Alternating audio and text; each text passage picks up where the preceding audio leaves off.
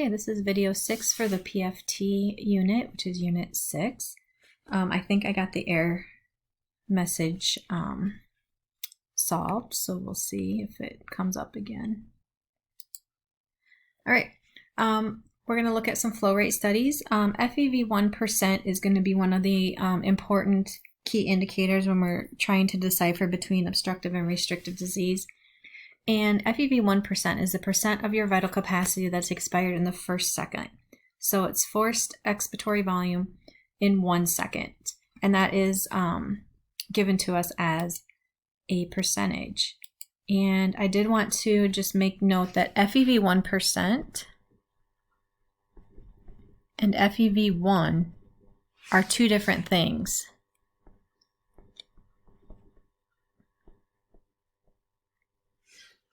One is a percentage. FEV1% is the percent of the vital capacity that's expired in the first second, and normal for that is 70 to 75%. FEV1 is forced expiratory volume in 1 second. So in order to get FEV1%, you would have to take your FEV1 and divide it by your forced vital capacity. So just make note that they're not the same thing. To calculate again your FEV1%, you take your FEV1, divide it by your forced vital capacity, and then multiply by 100 to get it into percentage.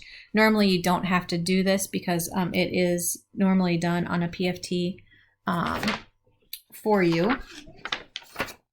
But if it's not, you can take your FEV1 and divide it by your forced vital capacity.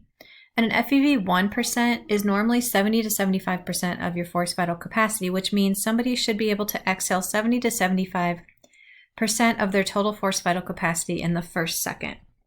And remember, everything else is 80 to 100% of predicted. This one is 70 to 75%. So FEV1% is 70 to 75%. Decreased values generally indicate obstruction of the larger and moderate sized airways. And FEV1% along with FEV1 are considered the best indicator of significant airway obstruction. So if somebody has an obstructive disease, their FEV1% will be low. And I can pretty much say that that is always the case. That is one of our key indicators. Flows do decrease slightly with age. Patients with obstructive disease take longer than expected to exhale their FEV1, and that results in a lower than normal for those obstructive diseases. So an FEV1%, which again is the forced expiratory volume in the first that's expelled in the first second, FEV1%, of less than 70 to 75% of the forced vital capacity would confirm that the patient does have an obstructive lung disease. And the lower the percent exhaled, the worse the obstruction to exhalation is.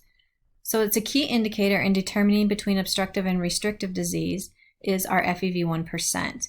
If our FEV1% is low, which means it's less than 70 to 75%, the disease will be classified as an obstructive disease.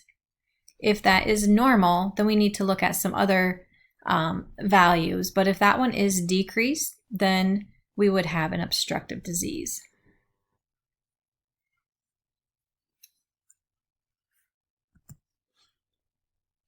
So when we're interpreting different lung volumes and capacities and flows, it's always really important to consider the patient's history. So if somebody comes in with a history of 80 pack years of smoking, shortness of breath, dyspnea on exertion, things like that. And when you do the test, you should probably expect that you're going to get an obstructive disease and that patient has emphysema.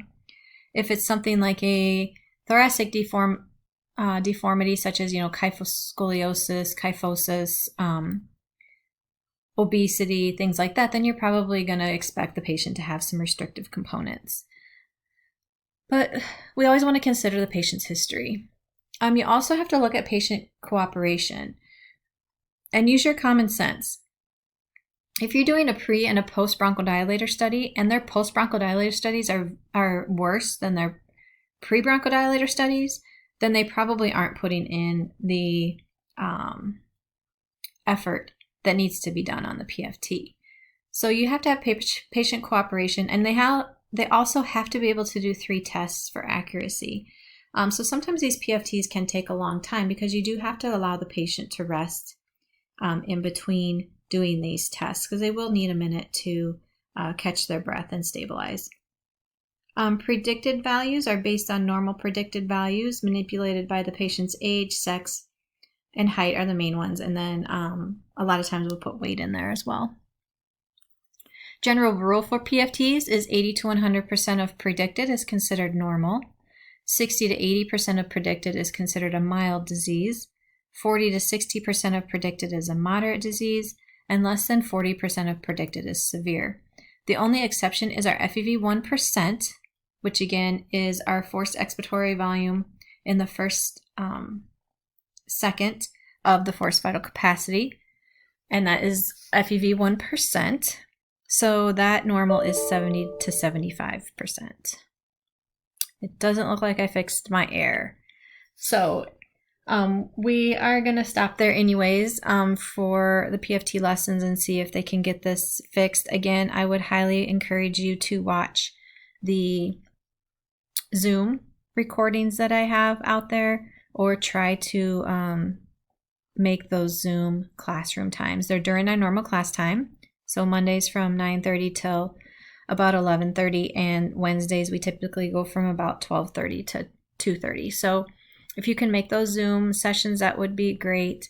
Otherwise, I would just encourage you to watch those recordings as well. These are just, again, overview recordings.